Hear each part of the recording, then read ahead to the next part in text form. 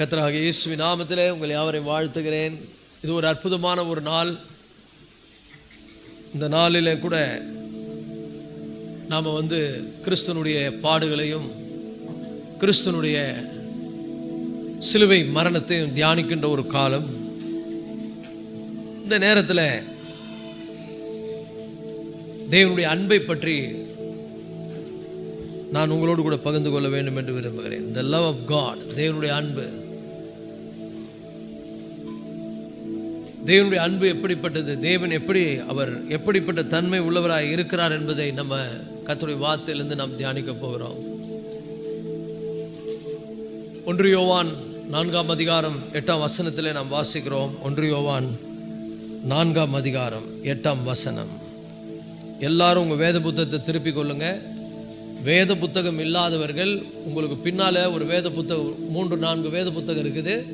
அந்த வேத புத்தகத்தை எடுத்து கையில் வைத்து தயவு செய்து பிரித்து அதை கவனியுங்கள்.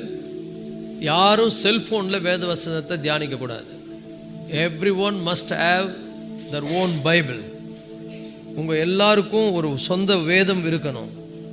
அந்த வேதத்தை நீங்கள் கையில் பிரிக்கணும். 1 யோவான் 4ஆம் அதிகாரம் 8ஆம் வசனம்.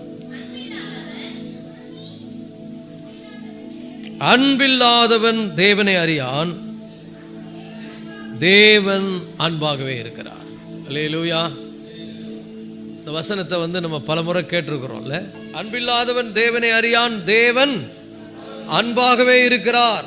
தேவன் எப்படி இருக்கிறார்? அன்பாகவே இருக்கிறார். ஏதோ தேவன் அன்பாக இருக்கிறார் என்று சொல்லும் பொழுது அது வெறும் வார்த்தைக்கு சொல்ற வார்த்தை இல்லை. தேவன் அன்பா இருக்கிறார் அப்படி கிடையாது.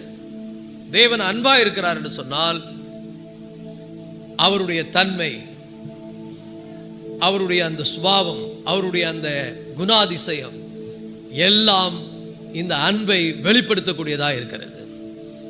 ஆனா இந்த வசனம் சொல்லுது தேவன் அன்பா இருக்கிறார் என்று மட்டும் முடியலைங்க. இந்த வசனம் எப்படி ஆரம்பித்து முடியுது? அன்பில்லாதவன் தேவனை அறியான். அன்பில்லாமல் ஒரு மனிதன் தேவனை என்ன பண்ண முடியாதா? அறிய முடியாது. காரணம், தேவன் எப்படி இருக்கிறார்? அன்பாக இருக்கிறார். தேவன் அன்பாக இருக்கிறார் என்று சொல்லும் பொழுது நன்றாய் புரிந்து கொள்ளுங்கள், அவருடைய திரித்துவத்தை இங்கே வெளிப்படுத்துகிறார். நம்முடைய தேவன் எப்படிப்பட்ட தேவன்? திரித்துவ தேவன். அவர் பிதாவாகவும் குமாரனாகவும் பரிசுத்த ஆவியாகிய திரியேக தேவனாய் என்ன பண்ணுகிறார்? இருக்கிறார். அவர் சோலோவா அங்க உட்கார்ந்துகிட்டு பரலோகத்துல யாருமே அவர் பக்கத்துல இல்லை. அவர் மட்டும் அங்க தனியா கிடையாது. லைக் a ஃபேமிலி, ஒரு குடும்பத்தை போல. Father, son and the holy ghost. பிதா, குமாரன், பரிசுத்த ஆவியானவர். இந்த அன்பு எப்படி வெளிப்படுகிறது சொன்னால், பிதா குமாரனை அல்லாமல் பிதா ஒண்ணுமே தானா செய்ய மாட்டாராம். பிதா இல்லாமல் குமாரன் எதுவும் செய்ய மாட்டாரு. குமாரன் இல்லாமல் பிதா எதையும் செய்ய மாட்டாரு. அதே வேளையில பரிசுத்த ஆவியானவர் இல்லாமல் பிதா எதையும் செய்ய மாட்டார், குமாரனும் எதையும் செய்ய மாட்டார். இவர்கள் மூவர் எப்படி இருக்கிறாங்க? ஒன்றாக இருக்கிறார்கள். இவர்களுடைய சுபாவம் எப்படி இருக்குது என்று சொன்னால், இவருடைய குணாதிசயம் எப்படி இருக்கு சொன்னால் அன்பாக இருக்கிறது.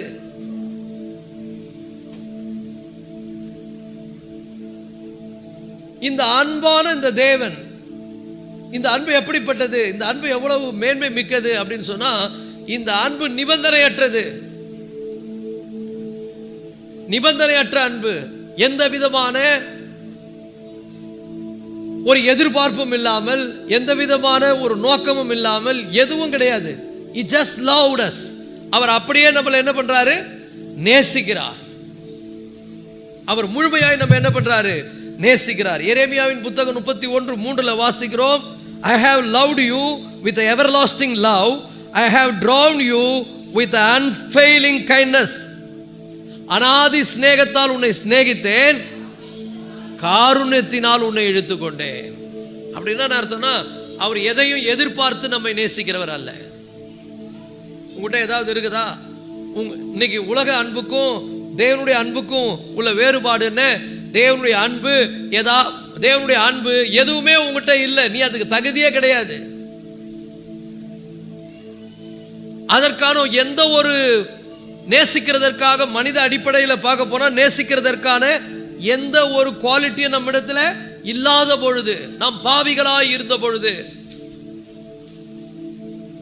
நாம் தகுதியற்றவளாய் இருந்த பொழுது,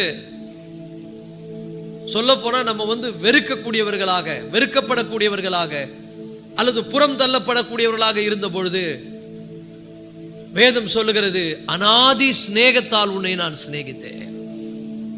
அல்லேலூயா. அநாதி சிநேகத்தால் உன்னை சிநேகித்தேன், அதனால் காருண்யத்தினால் உன்னை என்ன பண்ண, இழுத்து கொண்டேன். உன்னை காருண்யத்தினால் இழுத்து கொள்ளுகிறார். ஒருவனுடைய வாழ்க்கையில மாற்றத்தை ஆண்டவர், மாற்றம் நடந்த பிறகு அவனை நேசிக்கிறவர் அல்ல, அவனை நேசித்து மாற்றுகின்றவர். இன்னைக்கு அதுதான் நமக்கு அந்த அடிப்படை நமக்கு தெரியல. நம்ம என்ன பண்றோம், எதனா இருந்தா தான் நேசிக்கிறோம். ஏதாவது பார்க்குறோம், அவங்க கிட்ட நேசிக்கத்தக்க ஏதாவது குணம், கேரக்டர் இருக்குதா, இல்லை வேற ஏதாவது இருக்குதா அவங்க கிட்ட, ஏதாவது ஒரு நல்ல அவங்க கிட்ட ஒரு பிடிச்சமான ஒரு காரியம் இருக்குதா, அப்படிதான் நேசிக்கிறோம். ஆனால் ஆண்டவர் சொல்றார், இல்லை, அவர் எப்படி நம்மளை நேசிக்கிறார், அநாதி சிநேகத்தால், எவர்லாஸ்டிங் லவ். அப்படின்னா இந்த அன்பு வற்றாத அன்பு, வாடாத அன்பு, குறையாத அன்பு, ஒரு நாளும் என்ன பண்ணாது. இந்த அன்பு நிபந்தனையை நம்மிடத்தில் எதிர்பார்க்கிறது இல்லை. நிபந்தனை அற்ற விதமாய் நம்ம என்ன பண்ணுகிறது, இந்த அன்பு நேசிக்கிறது, நம்ம இழுத்து கொள்ளுகிறது. அவருடைய அன்பு தான் நம்மளை என்ன பண்ணுது, இழுக்குது.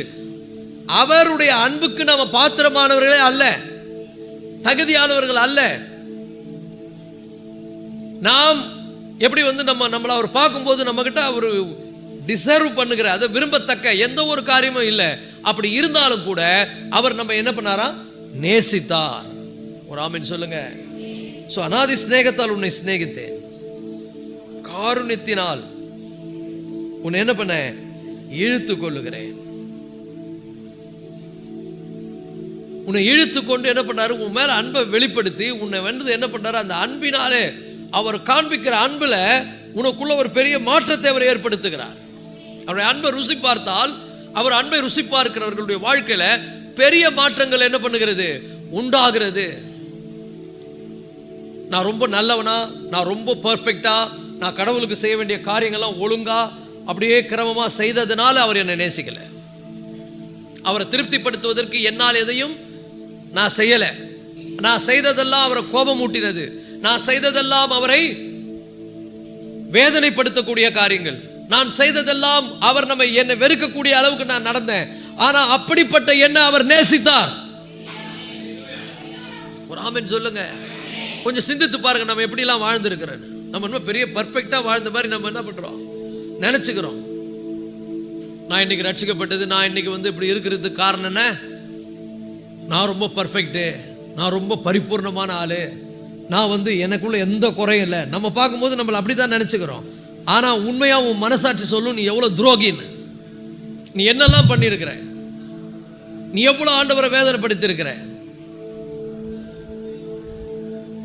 இந்த காலங்களில் நான் வீட்டில் ஓய்வு எடுத்து கொண்டிருக்கிறேன். அப்படி ஓய்வு எடுக்கும் பொழுதெல்லாம் அநேக நேரங்களில் என்னுடைய மனசாட்சியில் அப்படியே எனக்குள்ள வருகிற காரியங்கள் ஆண்டவர்கிட்ட அறிக்கைடுறேன். ஆண்டவரே, நான் உங்களை வேதனைப்படுத்தியிருக்கலாம், உங்களை நான் துக்கப்படுத்தியிருக்கலாம் என்னுடைய கிரிகையினால. இந்த கர்த்தருடைய பந்தியை கூட நான் ஒரு சில சூழ்நிலைகளில் நான் அஜாக்கிரதையாக கை கொண்டிருக்கலாம். சில பேர்லாம் பார்த்தா துணிகரமாக அப்படியே பாவம் செய்துட்டு அதை அப்படியே தொடச்சி போட்டு இதில் கை வைக்கிறாங்க. கொஞ்சம் கூட உணர்வே இல்லை. இதனுடைய தாக்கம் என்னன்னு தெரியல. இப்ப தெரியாது அதனுடைய தாக்கம், பின்னாடி எஃபெக்ட் பண்ணும், பிறகு என்ன பண்ணாது, பெரிய பாதிப்பு ஏற்படுத்தும். ஆனா அந்த மாதிரி நான் பண்ணியிருந்த ஆண்டவரே என்ன மன்னிச்சிருங்கன்னு சொல்லும் போது ஆண்டவர் மன்னிக்கவே மாட்டேன்னு நான் சொல்லுவாரு. இன்னைக்கு கூட நீங்க ஆண்டவரிடத்துல உங்களுடைய மனசாட்சிக்கு ஒத்து போய் மனம் திரும்புவீர்களானால் கண்டிப்பா உங்களை மன்னித்து உங்களை தன்னிடத்தில் அவர் அணைத்து கொள்ள அவருடைய அநாதி சிநேகம், அவருடைய அநாதி சிநேகத்தால் நம்மை சிநேகிக்கிறார். அதனால் காருண்யத்தினால் நம்மை இழுத்துக் கொள்கிறார். அல்லேலூயா. தீத்து 3ஆம் அதிகாரம் 4-5 வசனங்கள்ல ரொம்ப அழகா சொல்ற பாருங்க. தீத்தின் புத்தகம் 3ஆம் அதிகாரம் 4-5 வசனங்கள். நம்முடைய இரட்சகராகிய தேவனுடைய தயையும் மனுஷர் மேலுள்ள அன்பும் பிரசன்னமான போது, நல்லா புரிந்து கொள்ளுங்கள், இந்த வார்த்தை ஒவ்வொன்றையும் கவனிங்க. நம்முடைய இரட்சகராகிய தேவனுடைய தயையும் மனுஷர் மேலுள்ள அன்பும் பிரசன்னமான போது. எப்படி பிரசன்னமான போது? என்ன நடந்ததா? நாம் செய்த நீதியின் கிரிகள் நிமித்தம் அவர் நம்மை ரட்சியாமல். இன்னும் சொல்ல போனா நம்ம நீதியா எதுவுமே செய்யவே இல்லை, நம்ம பண்றதெல்லாம் அநியாயம். நம்மளை ஆண்டவர் ரட்சித்ததுக்கு காரணம் நம்ம ரொம்ப பர்ஃபெக்ட், நம்ம ரொம்ப நீதிமான், நம்ம ரொம்ப நல்லவங்க, நம்ம அவருக்கு செய்ய வேண்டிய சடங்கு சம்பிரதாயங்கள்லாம் செய்துட்டோம். இல்லை அவர் சொன்ன மாதிரி நம்ம பிலிகிரிம்னா நான் பெரிய புனித பயனெல்லாம் ஏறெடுத்தேன், புனித காரியங்கள்லாம் நான் செய்தேன், அதனால் அவர் என்னை ரட்சிக்கலைங்க. அவர் என்னை ரட்சித்தது எதனால் ரட்சித்தாரா? நாம் செய்த நீதியின் கிரிகள் நிமித்தம் அவர் நம்மை ரட்சியாமல் தமது இரக்கத்தின்படியே மறுஜன்மம் முழுக்கினாலும் பரிசுத்த ஆவியினுடைய புதிதாக்குதினாலும் நம்மை ரட்சித்தார். ஒரு அல்லேலூயா சொல்லுவோமா? அல்லேலூயா. இதுதான் அவருடைய அநாதி சிநேகம், இதுதான் அவருடைய காருண்யம். நாம் செய்த நீதியின் கிரிகையினால் அல்ல, நாம் நல்லவர்களாய் இருந்ததினால் அல்ல, நாம் அவருக்கு ரொம்ப பிரியமா வாழ்ந்ததனால் அல்ல, நாம பண்ணதெல்லாம் அவரை வெறுப்புட்டி இருக்கிறோம், கோபப்படுத்தி இருக்கிறோம், நாம் அவரை வேதனைப்படுத்தி இருக்கிறோம் நம்முடைய கிரிகையினால. அப்படி இருந்தாலும் கூட அவர் என்ன பண்ணாராம்? தம்முடைய அன்பை நம்ம மேல என்ன பண்ணார்? ஊற்றினார், தம்முடைய அன்பை வெளிப்படுத்தினார். எபேசியர் 2:4-5 வசனங்கள்ல எபேசியருக்கு எழுதின நிருபம் 2ஆம் அதிகாரம் 4-5 உள்ள வசனங்கள். தேவனோ இரக்கத்தில் ஐஸ்வர்யம் உள்ளவர்களாகி தம்மில் அன்பு கூர்ந்த தம்முடைய மிகுந்த அன்பினாலே அக்கிரமங்களால் மரித்தவர்களாயிருந்த நம்மை கிறிஸ்துவுடனே கூட உயிர்ப்பித்தார், கிருபையினாலே ரட்சிக்கப்பட்டீர்கள். அல்லேலூயா. மனித அன்பு எப்படிப்பட்டதுன்னா, அநேக நேரங்களில் அது கரப்டானது. எதனா இருந்தால் தான் நேசிக்க தோணும். ஏதாவது இருந்தால், ஏதாவது அவங்கக்கிட்ட நம்மக்கிட்ட எதிர்பார்க்குற மாதிரி இருக்கணும், இல்லை ஏதாவது ஒரு விஷயம் நடக்கணும், ஏதோ ஒரு காரணம் ஆகணும்னு சொன்னால் அந்த மனுஷன் நேசிப்பான். ஆனால் அவருக்கு தேவன் அப்படி இல்லை. நம்ம அவருக்கு எதையும் செய்ய முடியாது, செய்யவும் இல்லை. நாம் எப்படி இருந்தோம்னா பாவிகளாக இருந்தோம், துர்க்கிரிகளை சத்துருக்களாக இருந்தோம். மனிதனுடைய அன்பு வேற, தேவனுடைய அன்பு வேற. தேவனுடைய அன்பு எப்படிப்பட்டது என்று சொன்னால், நாம தகுதியானவர்களாக இருந்த போதல்ல, நாம் தகுதியற்றவர்களாக இருந்த போது அவர் நம்மை நேசித்தார். அல்லேலூயா. சோ அவருடைய அன்பு எப்படிப்பட்டது என்று சொன்னால், நிபந்தனையற்ற ஒரு அன்பு, அது பூர்ணமான ஒரு அன்பு, அது ஒரு அநாதி சிநேகம், அதாவது நித்தியமான அன்பு. அது எந்த விதமான எதிர்பார்ப்பும் இல்லாமல் நம்மை நேசிக்கின்ற அன்பு. தேவன் எப்படி இருக்கிறார்? அன்பாய் இருக்கிறார். அன்பாய் இருக்கிற தேவன், இந்த அன்பான தேவன் திரியேக தேவனாய் இருக்கிறார். பிதா இல்லாமல் குமாரன் இல்லை, குமாரன் இல்லாமல் பிதா இல்லை. இவங்க எல்லாரும் எப்படி இருக்காங்கன்னா, அந்த அன்பை ஒருவருக்கு ஒருவர் பகிர்ந்து கொள்வர்களாக இருக்கிறார்கள். அதே அன்பை நமக்கு என்ன பண்றாங்க? வெளிப்படுத்துகிறார்கள். இந்த அன்பின் தேவன் மனுஷனை எப்படி உண்டாக்குனாரா? ஆதியாகமம் 1:6, தேவன் தம்முடைய சாயல்படியும் தம்முடைய ரூபத்தின்படியும் மனுஷனை சிருஷ்டித்தார். அல்லேலூயா.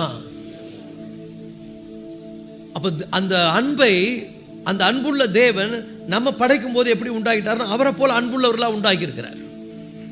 அதனாலதான் ஃபேமிலினா ஒரு கணவன் மனைவியை நேசிப்பதும், ஒரு மனைவியும் கணவனும் சேர்ந்து பிள்ளைகளை நேசிப்பதும், அவர்கள் எல்லோரும் சேர்ந்து ஒரு குடும்பத்தை நேசிப்பதும், ஒரு சமுதாயத்தை நேசிப்பதும், இது என்னன்னு சொன்னா, இது தேவனுடைய சாயல். ஏன்னா நம்ம யாரால படைக்கப்பட்டிருக்கிறோம்? அன்பா இருக்கிற தேவனால் படைக்கப்பட்டிருக்கிறோம். அவருடைய கேரக்டர் அன்பு, அவருடைய சுபாவம் அன்பு. அப்படிப்பட்ட தேவன் நம்ம என்ன பண்ணிருக்கிறாரு? அவரை போல அன்புள்ளவர்களை உருவாக்கி வைத்திருக்கிறார். அவரை போலவே நாமும் என்ன பண்ணணும்? அதுதான் குடும்பம், அதுதான் ஃபேமிலி. ஃபேமிலியில நாம் இந்த தெய்வீக அன்பை என்ன பண்றோம்? ஒருவருக்கொருவர் பகிர்ந்து கொள்ளுகிறோம். ஒருவரோடு ஒருவர் பகிர்ந்து கொண்டு ஒருவரோடு ஒருவர் என்ன பண்றோம்? அந்த அன்பை வெளிப்படுத்துகிறோம். இது தேவனுடைய குணாதிசயம். ஆனா என்ன ஆச்சுன்னு சொன்னா, பிசாசுக்கு கீழ்ப்படிந்து ஆதாமும் ஏவாளும் பாவத்தில் விழுந்த பிறகு இந்த அன்பு என்ன ஆச்சுன்னா கரப்டட் ஆயிடுச்சு. அப்ப அந்த கரப்டட் ஆனதுனால அந்த அன்பு என்ன ஆச்சுன்னா சுயநலமான அன்பாய் மாறிவிட்டது. அது சுயநலமற்ற அன்பாய் இருந்த அந்த நிலை மாறி அது என்ன ஆயிடுச்சுன்னா கெட்டு போச்சு. ஆனா தேவனுடைய அன்பு எப்படிப்பட்டது? எந்த எதிர்பார்ப்பும் இல்லாதது. அந்த அன்புல ஒரு குறைவும் இல்லை. அது நித்தியமான அன்பு. அது எதையும் எதிர்பார்த்து நேசிப்பதல்ல. அது என்ன ஒரு சூழ்நிலை இருந்தாலும் அந்த அன்பு வேலை செய்யும். அல்லேலூயா.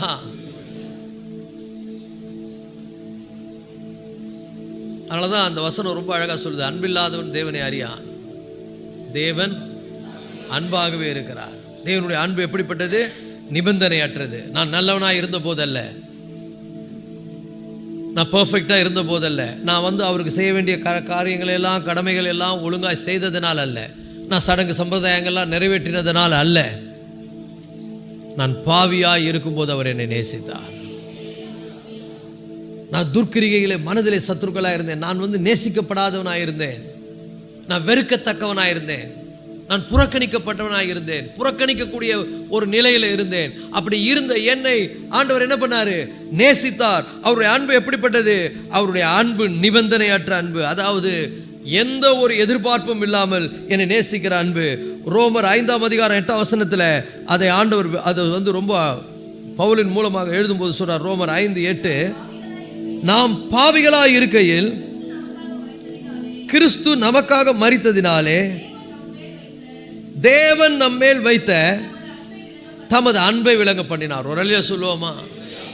ஆண்டவர் இப்படி சொல்ல, இங்க பாரு, நான் வச்சிருக்கிற நிபந்தனையெல்லாம் நீ நிறைவேற்று, அப்புறம் உன்னை நேசிக்கிறேன் அப்படி சொல்லவே இல்லை.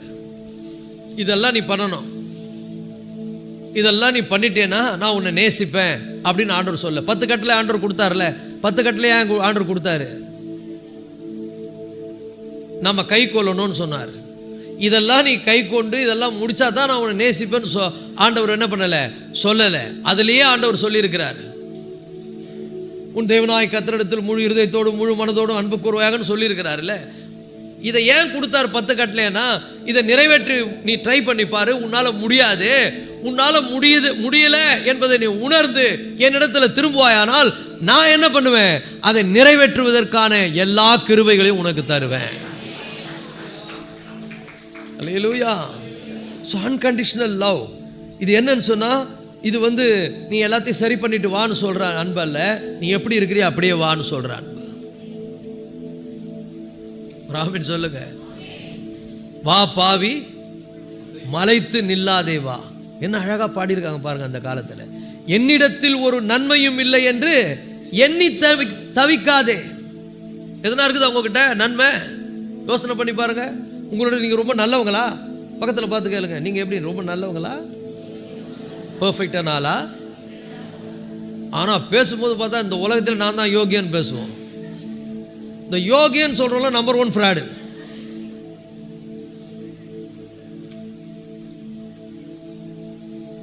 அதனாலதான் அழகா பாடினாங்க பக்தர்கள் அந்த காலத்துல, என்னிடத்தில் ஒரு நன்மையும் இல்லை என்று எண்ணி திகையாதே. ஆண்டவர் ஆன்சர் பண்றாரு, உன்னிடத்தில் ஒன்றும் இல்லை அறிவேனே, உள்ளபடி வாவே. இருக்கிற மாதிரியே வா. ராமன் சொல்லுங்க,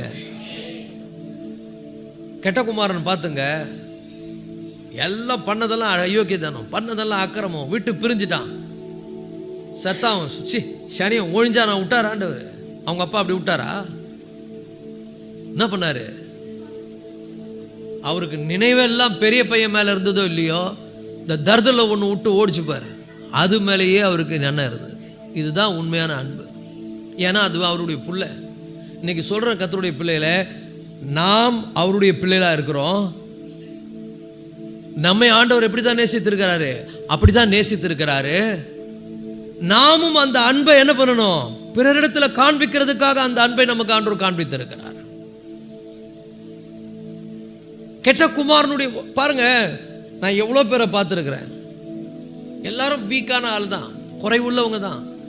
அவங்கள வந்து நம்ம வந்து வெறுத்து அவங்கள ஒதுக்கிட்டோன்னா அவங்கள மாற்றவே முடியாது. ஆனால் அவங்கள கூப்பிட்டு அரவணைத்து அவங்களுக்கு தேவனுடைய அன்பை காண்பித்து, இதைத்தான் ஆண்டவர் எனக்கு காண்பிச்சார், அதை தான் நான் உனக்கு காமிக்கிறேன்னு நம்ம காமிக்கும் போது, அவருடைய அன்பு எப்படி என்னை மாத்துச்சோ அதே போல அவருடைய அன்பை நான் ரிஃப்ளெக்ட் பண்ணும்போது அந்த அன்பு மற்றவர்களை மாற்றும்.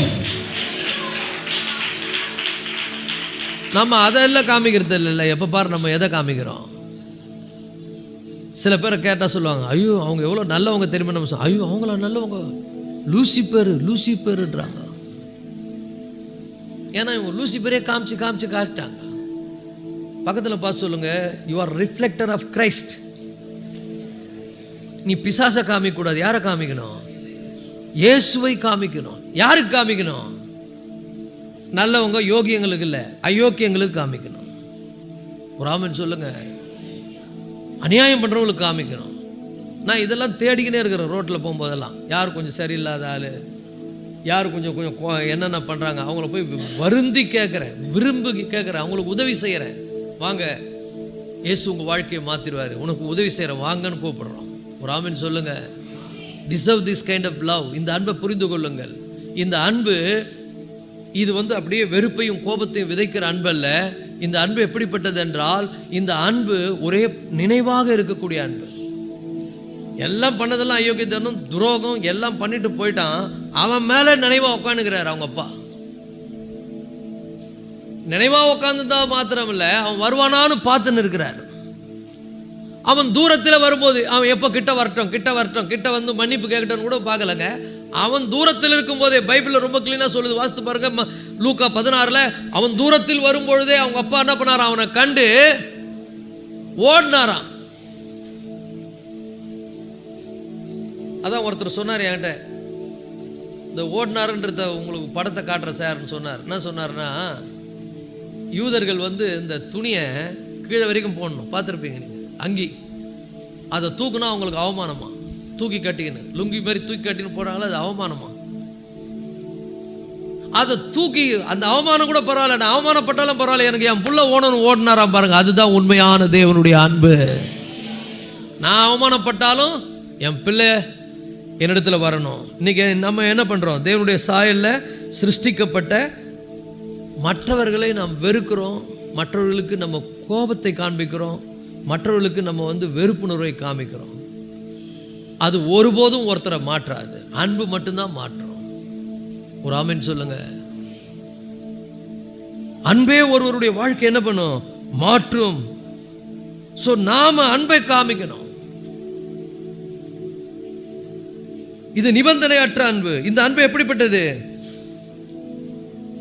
நல்லா புரிந்து கொள்ளுங்கள். இந்த அன்பை வந்து நிறைய பேர் சம்பாதிக்கிறதுக்கு என்ன பண்றாங்கன்னா ட்ரை பண்றாங்க.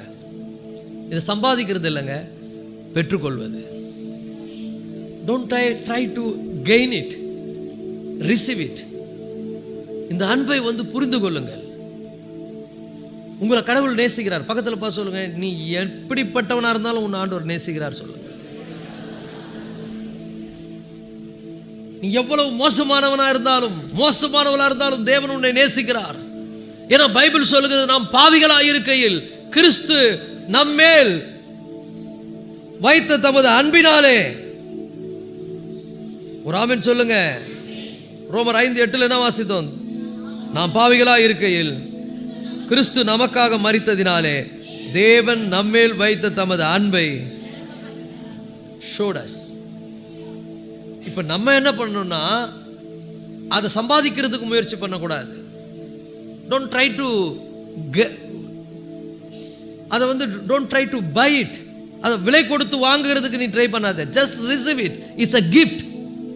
அதை ரெஸ்பான்ஸ் பண்ண, அந்த அன்பை புரிந்துகொள், அந்த அன்பை விளங்கிக்கொள். ஒரு ஆமென் சொல்லுவோமா? ஹல்லேலூயா. ரொம்ப அழகா ஒரு வார்த்தை வருது, அதை வாசிக்கணும்னு நினைக்கிறேன். His love is not based on our performance. அவருடைய அன்பு நம்முடைய பெர்ஃபார்மன்ஸை சார்ந்ததல்ல. நம்ம என்ன, நீ எவ்வளோ அழகாக செய்கிற, அது அந்த அளவுக்கு நான் உன்னை நேசிக்கிறேன் அப்படி கிடையாது. நீ பண்ணதெல்லாம் என்னது, நீ வந்து உன் பெர்ஃபார்மன்ஸே சரியில்லை, பட் ஆனால் அவர் உன்னை நேசிக்கிறார். அல்லேலூயா. நீங்கள் பாவிகளாக இருக்கையில் கிறிஸ்து நமக்காக மரித்ததினாலே தேவன் நம்மேல் வைத்த தமது அன்பை விளங்க பண்ணினார். ஒரு ஆமென் சொல்லுவோமா? ஸோ நல்லா புரிந்து கொள்ளுங்கள். அதை நீங்கள் அப்படியே பெற்றுக்கொள்ளுங்கள். அந்த அன்புக்கு ரெஸ்பான்ஸ் பண்ணுங்க. அந்த அன்பை என்ன பண்ணுங்க, நீங்கள் அப்படியே ஆண்டவரிடத்துல உங்களை அப்படியே அர்ப்பணிங்க. ஓ ஹல்லேலூயா. அடுத்தது ஒரு முக்கியமான பாயிண்ட் என்னன்னா, இந்த தேவனுடைய அன்பு எப்படிப்பட்ட அன்பு அப்படின்னா சாக்ரிஃபிஷியல் லவ். முதல்ல இந்த அன்பு எப்படிப்பட்டதுன்னு சொன்ன, நிபந்தனையற்ற அன்பு. உங்ககிட்ட ஒன்றுமே பர்ஃபெக்ட் இல்லை, நீ are not a good person, you are not அந்த பர்ஃபார்மன்ஸு நீ கரெக்டாக, நீ ஆண்டவருக்கு ஒரு பிரியமானவன் இல்லை. ஆனால் ஆண்டவர் உன்னை நேசிச்சிருக்கிறார். உன்னை முழுமையாக அவர் என்ன பண்ணியிருக்காரு, நேசித்திருக்கிறார். உன் மீது அன்பை பொழிந்திருக்கிறார். எப்போ நம் பாவிகளாக இருந்த பொழுது, நம்ம சரியில்லாதவர்களாக இருந்த பொழுது, நீதிமானாக இருந்த போதல்ல, நம்ம அநீதிமானாக இருந்த போது தேவன் நம்ம என்ன பண்ணியிருக்காரு, நேசித்திருக்கிறார். அவர் எப்படி நேசித்தார் அப்படின்னா, ரெண்டாவது காரியம் என்னன்னா, அவருடைய அன்பு தியாகமான அன்பு. God's love is a sacrificial. அவருடைய அன்பு எப்படிப்பட்டது, தியாகமான அன்பு. தன்னை முழுமையாய், நல்லா புரிந்து கொள்ளுங்கள், தன்னை முழுமையாகவே நம்மை காப்பாற்றுவதற்கு, நம்மை மீட்பதற்கு, நம்மை சீர்படுத்துவதற்கு தன்னை முழுமையாக அவர் என்ன பண்ணார், ஒப்பு கொடுத்தார். உங்களுக்கு தெரியும், யோவான் 3:16, தேவன் தம்முடைய ஒரே பேரான குமாரனை விசுவாசிக்கிறவன் எவனோ நித்திய ஜீவனை அடையும்படிக்கு அவரை தந்தருளி இவ்வளவாய் உலகத்தில் அன்பு கூர்ந்தார். இப்ப தேவன் என் மேல் தமது அன்பை வைத்தார் என்பதை நான் எப்படி அவர் ப்ரூவ் பண்ணி காமிக்கிறார். how he proved. உண்மையாவே அவர் என்னை நேசித்தார். இப்போ அவருடைய நிபந்தனையற்ற அன்பு. அநாதி சிநேகத்தால் உன்னை சிநேகித்தேன், காருண்யத்தினால் உன்னை இழுத்து கொண்டேன். நாம் பாவிகளாய் இருக்கும் பொழுது கிறிஸ்து நமக்காக மரித்ததினாலே தேவன் தமது அன்பை விளங்க பண்ணினார். எப்படி அதை ப்ரூவ் பண்றாரு, எப்படி அதை ப்ரூவ் பண்ணாராம், தேவன் தம்முடைய மகனாகிய இயேசுவை நம்ம உலகத்துக்கு அனுப்பினதன் மூலம் ப்ரூவ் பண்றார். ஒரு ஆமென் சொல்லுங்க. நான் உன்னை நேசித்திருக்கேன்டா, அதுக்கு என்ன ஆதாரம்? சில பேர் கேட்பால, நீங்க என்ன நேசிச்சீங்கன்னா அதுக்கு என்ன ஆதாரம் கேட்கறான்ல. அதுக்காக தான்டா பரலோகத்தை விட்டு இந்த பூமிக்கு இறங்கி வந்தேன். அல்லேலூயா. இறங்கி வந்தது மாத்திரம் இல்லைங்க, நான் உனக்காக சிலுவையில் என்ன பண்ணேன், என்னுடைய ஜீவனை நான் தந்தருளினேன். 1 யோவான் 4:9, எப்படி ஆண்டவர் அன்பை வெளிப்படுத்தினார்னு சொல்றாரு. This is how God showed his love among us. He sent his one and only son. இப்போ தம்முடைய ஒரே பேரான குமாரனை நாம் பிழைக்கும்படிக்கு தேவன் அவரை உலகத்தில் அனுப்பினதினால், அல்லேலூயா சொல்லுவோமா, உலகத்தில் அனுப்பினதினால். வெறும் உலகத்தில் அனுப்புனது மாத்திரம் இல்லைங்க, இந்த அனுப்புனார் என்ற விஷயம் எவ்வளவு பெரிய விஷயம் தெரியுமா? சாதாரண விஷயம் இல்லை. தேவன் தம்முடைய மகனை உலகத்தில் அனுப்புனார்னா, இந்த உலகம் ரொம்ப பர்ஃபெக்டான உலகம் கிடையாது. இந்த உலகம் கேடுகட்ட உலகம். இந்த உலகத்தில் யாருமே, சில பேர்லாம் சொன்னாங்க, இந்த உலகத்தில் இருக்கிறத விட இந்த உலகத்தை விட்டு போலான்னு நினைக்கிறாங்க பாருங்க. ஏன்னா அவ்வளோ துன்பத்தை அனுபவிக்கிறாங்க. மோசமான அன்பு, வெறுப்பும் கசப்பும் வைராக்கியமும் பகையும் விரோதமும் கொந்தளிப்பும் எல்லாம் நிறைந்த ஒரு உலகம். இயேசு கிறிஸ்து யார்? தேவகுமாரன். பரலோகத்தில் எப்படி இருந்தார் அவரு? எல்லா சௌகரியங்களோடும், எல்லா மகிமைக்கும் பாத்திரர், எல்லா கனத்துக்கும் பாத்திரர், எல்லா உயர்வுக்கும் காரணர், அவ்வளோ மேன்மை மிக்கவர். அவர் வந்தார்னா இந்த உலகத்துக்கு, அவர் வந்தது எதுக்கான? அன்பை வெளிப்படுத்துவதற்கு. நம்மளை எவ்வளவா அவர் நேசித்தார்னா, இந்த உலகத்துல அவர் மனிதனாய் வந்திருக்க முடியும். ஒரு ஆமென் சொல்லுவோமா? அவர் எவ்வளவா நம்மளை அன்பு கூர்ந்திருப்பார் என்று சொன்னால், இந்த உலகத்துக்கு அவர் மனிதனாய் இந்த பூமிக்கு வந்திருப்பார். அதுவும் எப்படி வந்தாரா? தம்மை தாமை வெறுமையாக்கி அடிமையின் ரூபம் எடுத்து மனுஷ சாயலாய் மாறினார்னு வசனம் சொல்லுது. பிலிப்பியர் 2ஆம் அதிகாரத்தில் வாசிக்கிறோம். அவர் தம்மை தாமே வெறுமையாக்கி, அப்படின்னா அர்த்தம் தெய்வீகத்துக்குரிய எல்லா வல்லமைகளையும் பரலோகத்திலே திறந்துட்டாராம். எம்டி ஆக்கிட்டார், தம்மை தாமே வெறுமையாக்கிட்டார். அப்புறம் என்ன ஆயிட்டாராம்? அடிமையின் ரூபம் எடுத்து. இங்க வரும்போது பெரிய ராஜாவுடைய அரண்மனையிலேயோ பெரிய ஒரு ராஜாவுடைய மாளிகையிலே அவர் பிறக்கல. எங்க பிறந்தாரு? ஒரு சாதாரண தச்சனுடைய மகனாய் பிறந்தார். வெறுமையாக்கி அடிமையின் ரூபம் எடுத்து. ஏன்னா இஸ்ரவேல் அந்த டைம்ல யூதர்கள்லாம் எங்க இருக்கிறாங்க? ரோமர்களுக்கு அடிமையா இருக்கிறாங்க. அந்த அடிமையின் ரூபம் எடுத்து அவரும் ஒரு அடிமை போல வந்து பிறக்கிறார்.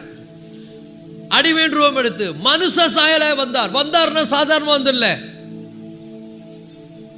இவ்வளவு விஷயம் பரலோகத்தில் எல்லாத்தையும் துறந்து சர்வ வல்லமுள்ள தேவன், மாட்சிமை பொருந்திய தேவ குமாரன், மகிமையால் நிறைந்தவர், மேன்மை மிக்கவர், எல்லாத்தையும் துறந்து இந்த பூமிக்கு வந்தார் என்று சொன்னால் அவர் நம் மேல் வைத்த அவருடைய அன்பை விளங்க பண்ணுவதற்காக இந்த பூமிக்கு அவர் இறங்கி வந்தார்.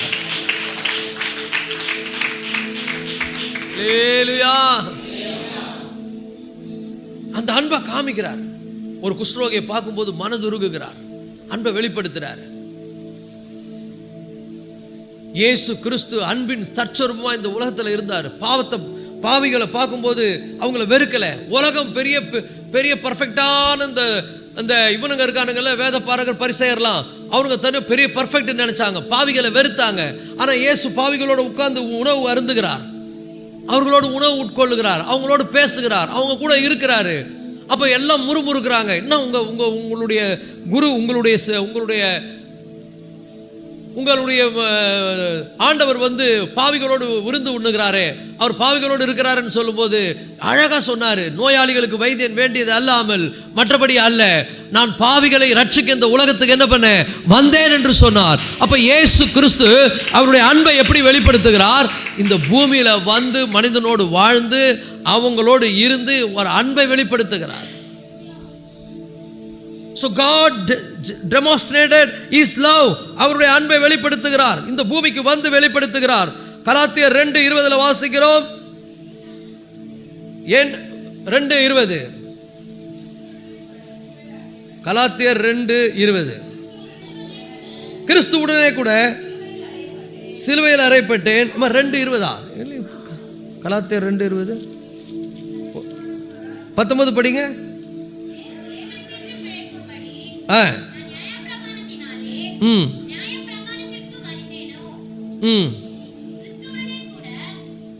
ஓகே, கரெக்ட் தான். 20 நடுவுல வருது பாருங்க. என்னில் அன்பு கூர்ந்து எனக்காக தம்மை தாமே ஒப்பு கொடுத்த தேவனுடைய குமாரனை பற்றும் விசுவாசத்தினாலே பிழைத்திருக்கிறேன். இந்த வார்த்தை கொஞ்சம் கவனிங்க. என்னில் அன்பு கூர்ந்து எனக்காக தம்மை தாமே ஒப்பு கொடுத்த தேவனுடைய குமாரனை பற்றும் விசுவாசத்தினாலே பிழைத்திருக்கிறேன். சொல்லுவோமா? முதல்ல அவர் நம்மில் அன்பு கூர்ந்தார், அன்பை வெளிப்படுத்துகிறார். இதைத்தான் பரிசுத்த மிஷனரிமார்கள், தேவனுடைய பிள்ளைங்க இந்த உலகத்துக்கு வந்து செய்தாங்க. இந்த ஊர்ல ஒவ்வொரு இடத்திலும் கிறிஸ்துனுடைய அன்பை அவங்க வெளிப்படுத்தினாங்க. எப்படி வெளிப்படுத்தினாங்க? இங்க இருக்கிற எல்லாரும் பார்த்தீங்கன்னா அன்பு கூறுவதற்கு தகுதியற்ற ஆட்கள், பாமர மக்கள். அவங்கள இந்த உலகத்தில் இருக்கக்கூடிய பெரிய பெரிய ஆட்கள் அடிமைப்படுத்தி வச்சிருந்தாங்க. அவங்கள வந்து கேவலப்படுத்தி தாழ்த்தப்பட்டவங்களா வச்சிருந்தாங்க. ஆனா அப்படிப்பட்டவங்களை தேடி மிஷனரிமார்கள் வந்தார்கள். மிஷனரிமார்கள் வந்து என்ன பண்ணாங்கன்னா தேவனுடைய அன்பை வெளிப்படுத்தினாங்க. சொல்லுங்க. இப்ப நம்ம கூட என்ன பண்ணணும்னா, நம்ம இருக்கிற இடத்துல நம்ம மிஷனரியா இருக்கணும். நீங்க ஒரு தெருவில் இருக்கீங்கன்னா அந்த தெருவுக்கு நீங்க தான் மிஷனரி. பக்கத்துல பார்த்து சொல்லுங்க, நீ எந்த தெருவில் இருக்கிற அந்த தெருவுக்கு நீ தான் மிஷனரி. அப்ப மிஷனரி என்ன பண்ணணும்? சாட்சியா வாழணும். ஒரு ஆமென் சொல்லுங்க. மிஷனரி இஷ்டத்துக்கு வாழ முடியாது. ஏன்னா கிறிஸ்து இந்த உலகத்தில் வந்தாரு, எல்லாம் அக்கறம் பண்ணின்னு வந்தாரா? எல்லாரையும் நேசிச்சாரு, ஆனா பர்ஃபெக்டா வாழ்ந்தார். பர்ஃபெக்டா வாழ்ந்து நான் பெரிய பர்ஃபெக்ட், நீங்களாம் குற்றவாளிகள்னு சொல்லவே இல்லை. விபச்சாரத்தில் ஒரு பெண்ணை கையும் களவுமா பிடித்து கொண்டு வருகிறார்கள். எல்லா மதவாதிகள்லாம் சொல்றாங்க சட்டத்தின்படி அவளை கல்லால் அடிக்கணும்னு சொன்னாங்க. இயேசு சொன்னார், உங்களில் குற்றம் இல்லாதவன் முதலாவது கல்லெறிய கடவன். அப்ப எல்லாரும் பார்த்தாங்க, எல்லாம் போயிட்டாங்க. ஏன்னா அவங்க எல்லாருக்குள்ளேயும் பாவம் இருந்தது, ஆண்டவருக்கு அது தெரிஞ்சது. அவங்க மனசாட்சியில் வாதிக்கப்பட்டு போயிட்டாங்க. இப்போ இயேசு அந்த பெண்ணை பார்க்குறாரு, நானும் உன்னை குற்றவாளியாக தீர்க்கிறது இல்லை, ஏன்னா நான் கூட பாவின்னு சொல்லலை. என்ன சொல்றாரு? நானும் இப்போ உன்னை குற்றவாளியாக தீர்க்கிறது இல்லை, ஆனால் ஒரு நாள் நான் வருவேன், இன்னைக்கு நான் யாரா வந்திருக்கிறேன்? உனக்கு பரிந்து பேசுகின்ற வழக்கறிஞரா வந்திருக்கிறேன். ஆனா ஒரு நாள் நான் நியாயாதிபதியாய் வரப்போகிறேன். அந்த நேரத்தில் நான் உன்னை விசாரிப்பேன். நல்லா புரிஞ்சுங்க. இன்னைக்கு விதைக்கிற எல்லாத்துக்கும் நாளைக்கு பதில் சொல்லி ஆகணும். தேவன் மன்னிக்கிறவர், தேவன் மன்னிக்கிறவர். இன்னைக்கும் நமக்கு மன்னிப்பு இருக்குது. இன்னைக்கும் நம்மளை மன்னிக்கிறார். அப்ப நல்லா புரிந்து கொள்ளுங்கள், கர்த்தருடைய பிள்ளைகள், நமக்கு பொறுப்பு இருக்கிறது. அவரை போல நம்மளை உண்டாக்கி இருக்காருன்னு சொன்னேன். முதல்ல தேவனுடைய அன்பை பத்தி புரிஞ்சுங்க. தேவன் எப்படிப்பட்ட அன்புள்ளவர்? நிபந்தனையற்ற அன்புள்ளவர். அதுக்கப்புறம் அன்பை எப்படி வெளிப்படுத்துறாரு? தன்னை தியாகமாய் கொடுப்பதினால வெளிப்படுத்துகிறாரு. அதுக்கப்புறம் சொல்றாரு, நான் உன்னை நேசித்தது போல நீயும் போய் என்ன பண்ணு, அப்படி நேசின்னு சொல்றாரு. நம்ம எப்படி நேசிக்கிறோம்? அங்கதான் கொஞ்சம் இடிக்குது. நம்ம எப்படி நேசிக்கிறோம்? நம்ம என்ன பண்றோம்னா, நம்ம பட்டியலிடுறோம், குறை சொல்றோம், இதெல்லாம் இருக்குது, நேசிக்க முடியாதுன்றோம். அப்ப ஆண்டவர் பட்டியல் போட பார்த்தாருன்னா நீ நரகத்தில் தான் போய் விடணும். Understand God's love. தேவனுடைய அன்பை புரிந்து கொள்ளுங்கள். தேவன் அன்பா இருக்கிறார். அன்பில்லாதவன் தேவனை அறியான். அப்ப நல்லா புரிந்துங்க, தேவன் நம்ம எப்படி உண்டாக்கியிருக்காரு? அன்புள்ளவர்களா உண்டாக்கியிருக்கிறாரு. அந்த அன்பை எங்க வெளிப்படுத்தணும்? நம்ம குடும்பத்தில் வெளிப்படுத்தணும். ஒரு ஆமென் சொல்லுங்க. நம்முடைய அயலகத்தாரிடத்தில் வெளிப்படுத்தணும். நம்ம தெருவில் வெளிப்படுத்தணும். இதுதான் மிஷனரி, மிஷனரி இல்ல. அல்லேலூயா.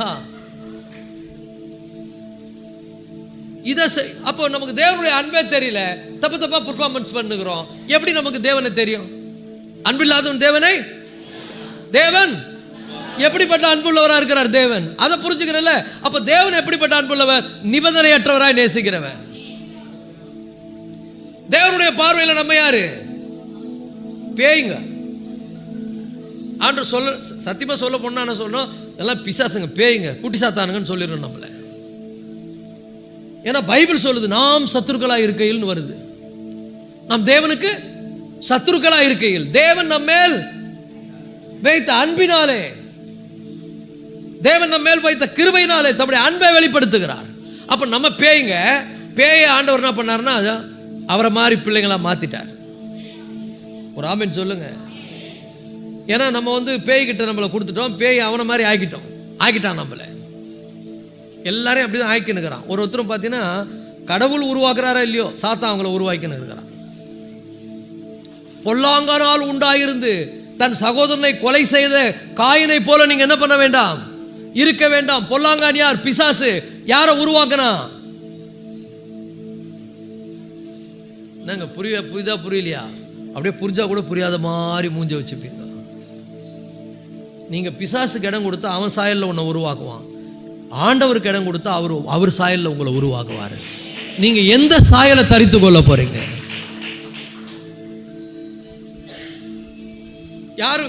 யார் மாதிரி வேஷம் கட்ட போற? நீ யார மாதிரி வேஷம் போட போற? பக்கத்தில் பார்த்து கேளுங்க, யார மாதிரி வேஷம் போட போற? மேக்கப் இங்க இருக்குது, இதுல போட்டியனா அவர் மாதிரி ஆயிடுவேன்.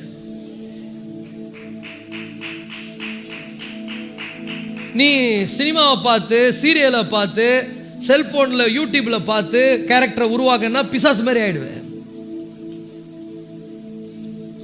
சோ இத பார்க்கணும். ஒரு ஆமென் சொல்லுங்க. நாம ஒவ்வொருவரும் நாம இருக்கிற இடத்துல, நம்முடைய வீட்டுக்கு, நம்முடைய சமுதாயத்துக்கு, நம்முடைய தெருவுக்கு நாம யார்?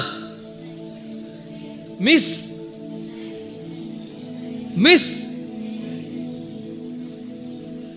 நரியா. அல்லேலூயா. தேவன் அதற்காக நம்மளை உண்டாக்கி இருக்கார். நல்லா புரிஞ்சுங்க. எபேசியர் 5:2. அதனாலதான் எபேசியர் 5:2 சொல்லுது. வாசிங்க எபேசியர் 5:2. கிறிஸ்து நமக்காக தம்மை தேவனுக்கு சுகந்த வாசனையான காணிக்கையாகவும் பலியாகவும் ஒப்பு கொடுத்து நம்மில் அன்பு கூர்ந்து போல. எது போல? எல்லாம் சொல்லுங்க. போல. நீங்க யார போல? கேளுங்க பக்கத்தில் பார்த்து, நீங்க யார போல? சில பேர்லாம் பார்த்தீங்கன்னா எங்க அப்பா போலன்ற. எந்த அப்பா? அல்லேலூயா. நீ யார போல? பக்கத்து வீட்டு ரட்சிக்கப்படாத ஆட்களை போல அல்ல, பரிசுத்தவான்களுக்கு ஏற்றபடி தேவனுடைய பிள்ளைகளை போல, இயேசு கிறிஸ்துவை போல. கிறிஸ்து என்னிடத்தில் அன்பு கூர்ந்தது போல. இயேசு உங்ககிட்ட எப்படி அன்பு கூர்ந்தார்? நீ பெரிய பெர்ஃபெக்டா இருந்ததுனால அன்பு கூர்ந்தாரா? நீ ரொம்ப பெரிய யோகியமா? நீ ரொம்ப நல்லவனா இருந்ததுனால உன்னை நேசித்தாரா? நீ உத்தமா நடந்ததுனால உன்னை நேசித்தாரா? நான் பாவிகளா இருக்கும் போது என்னை நேசித்தார். நான் பாவியா இருக்கும் போது எனக்காக உயிரை கொடுத்தார். நாமும் அப்படி நடந்து கொள்வதற்கு தேவனால் நாம் அழைக்கப்பட்டிருக்கிறோம். அப்ப அந்த போலைய கவனிங்க. இந்த போல நிறைய வருதுங்க. இந்த நீங்க எபேசியர் 5ஆம் அதிகாரம் வாசிங்க. போலன்னு வரும் பாருங்க. 5:1 பாருங்க. ஆதலால் நீங்கள் பிரியமான பிள்ளைகளை போல, எல்லாம் சொல்லுங்க, போல. அல்லேலூயா. தேவனை பின்பற்றுவாகி. இங்க என்ன சொல்லுது?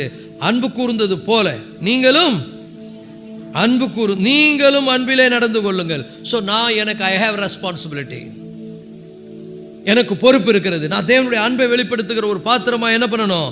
வாழணும். தேவனுடைய அன்பை நான் என்ன பண்ணணும்? இந்த உலகத்துல நான் டெமான்ஸ்ட்ரேஷன் பண்ணணும். அப்படின்னா நான் என்ன பண்ணணும்னா செல்ஃப் சாக்ரிஃபைஸ் பண்ணணும். செல்ஃப் சாக்ரிஃபைஸ் என்னது? தியாகம். இயேசு இப்படி சொல்ல, பிதாவே என்னை 2 கையில் ஆணி அடிங்க, ஆனால் நான் யாருக்காக சாவுறேனோ அவங்களுக்கெல்லாம் காலில் ஆணி அடிங்க அப்படி சொல்ல. எல்லாருடைய பழியை என் மேலே போடுங்க, எல்லாருடைய பாவத்தை என் மேலே போடுங்க, நானே சுமந்து தீர்க்கிறேன். ஏன் இந்த சகிப்புத்தன்மை உங்களுக்கு இல்லை? கிறிஸ்து சகித்தது போல, கிறிஸ்து தாங்கி கொண்டது போல, கிறிஸ்து அன்பு கூர்ந்தது போல, கிறிஸ்து நடந்தது போல ஏன் உங்களால நடக்க முடியல?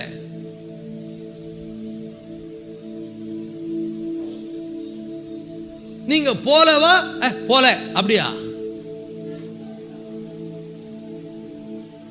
கிறிஸ்து அன்பு கூர்ந்தது போல. பக்கத்துல பார்த்து சொல்லுங்க, கிறிஸ்து அன்பு கூர்ந்தது போல. இன்னைக்கு பண்ண போறீங்க. உங்களுக்கு யாரெல்லாம் பிடிக்கலையோ, யாரெல்லாம் உங்களுக்கு வெறுப்பும் கோபத்தை மூட்டுறாங்களோ அவங்கள நீங்க என்ன பண்ணுங்க? அவங்களுக்கு என்ன பண்ணுங்க? அன்பு கூறுங்க. எப்படி அன்பு கூறுவது? யாராவது உங்களுக்கு எதனா ஸ்பெஷலா வாங்கி கொடுத்தாங்கன்னா அது அவங்களுக்கு கொடுத்துருங்க. Sacrifice is giving. ஒரு ஆமென் சொல்லுங்க. ஆனா இதை ட்ரை பண்ணி பாருங்க, இது பெஸ்டா இருக்கும். இதை செய்து பாருங்க கிறிஸ்துவை போல. இது ரொம்ப முக்கியமானது. ஆபிரகாம் பாருங்க, ஆண்டவர் மேல அவ்வளவு அன்பு வச்சிருந்தான். அந்த அன்பை எப்படி காமிக்கிறான்னா, உன்னுடைய சொந்த மகனை எனக்கு பலியிடுறான பலியிட்டான். ஒரு ஆமென் சொல்லுங்க. இன்னைக்கு சொந்த மகனை பலியிடுறதுக்கு நிறைய பேருக்கு விருப்பம் இல்லை. சுயத்தை பலியிட விருப்பம் இல்லை, சுயத்தை சாகடிக்க விருப்பம் இல்லை. சுயத்திலேயே நிற்கிறோம், சுயத்திலேயே ஆடுகிறோம், சுயத்திலேயே செயல்படுகிறோம். அப்படி செயல்படுத்தினால என்ன நடக்குது? நம்ம அப்படியே பொல்லாங்கான் நம்மை உருவாக்கி கொண்டிருக்கிறான். நம்ம புத்தியை உருவாக்குறான், கேரக்டரை உருவாக்குறான், குணத்தை உருவாக்குறான், பார்வையை உருவாக்குறான். பாருங்க, சில பேர்லாம் பார்த்தீங்கன்னா பக்கத்தில் பாருங்க எப்படி இருக்காங்க பாருங்க, முகத்தை பாருங்க, அவங்களுக்குள்ள அந்த அப்படியே படம் தெரியும் பாருங்க. அகத்தின் அழகு தெரியுதா பாருங்க, கவனிங்க, கூர்ந்து கவனிங்க. அப்படியே உள்ள கொதிக்கும், சில பேருக்கு அப்படியே குத்திக்கிட்டே இருக்கும் இருதயத்தில். ஏன்னா ஏதோ ஒன்று உள்ள இருக்குது, அனல் எரிச்சல் மூட்டுது, கோபம் உருவாக்குது, வெறுப்பையும் கசப்பையும் உருவாக்கி அவங்களை எப்படி ஆக்குதுன்னா காயினை போல விட்டு ஆக்குது. காயின் என்ன பண்ணுவான்? ஆபேல கொலை பண்ணுவான், கொலைக்காரனா மாத்துது. பக்கத்தில் பார்த்து சொல்லுங்க, கர்த்தர் கொடுத்த வாழ்க்கை, இந்த வாழ்க்கையை அழகா வாழ பழகிக்க. சொதப்பாத போயிட்டு எது எல்லாத்தையும் கொலை பண்ணி போடாது. எல்லா சமுதாயத்தை கொலை பண்றது, பக்கத்து வீட்டுக்காரனை கொலை பண்றது, கூட இருக்கிறவங்களை கொலை பண்றது, கொலை கொலை கொலை. எத்தனை கொலை தான் நீ பண்ணுவ? வார்த்தையினால கொலை பண்றது, குத்தி குத்தி பேசுறது. நீ தேவனுடைய பிள்ளை. வம்பும் புத்தியினமான பேச்சும் தகாதவைகள் நமக்கு. அதை விட தாங்கிக்கொள், அதை விட சகித்துக்கொள், அதை விட பொறுமையா இருந்து போ. கிறிஸ்து சகித்தது போல, கிறிஸ்து சிலுவையில பாடு. கிறிஸ்து எல்லாம் மூஞ்ச சோகமா வச்சுக்குவாங்க. அவரை ஆணியால் அடித்தார்கள், அவரை விழாவில் குத்துனாங்க. அது எது காமிச்சார்? அவரு நீயும் அவரை போல வாழ்வதற்கு. God demonstrated his love. தேவன் தம்முடைய அன்பை என்ன பண்றாரு? விளங்க பண்ணுகிறார். நான் சொல்றேன் பாருங்க, ஒருவரை ஒருவர் பகைக்காமல், ஒருவரை ஒருவர் வெறுக்காமல், ஒருவரை ஒருவர் கோபம் ஊட்டாமல், ஒருவரை ஒருவர் கசந்து கொள்ளாமல் மனத்தாழ்மையாய் நடந்து கொள்ளுங்கள். அப்பொழுது கிறிஸ்து உங்கள் மூலமாய் மகிமைப்படுவார்.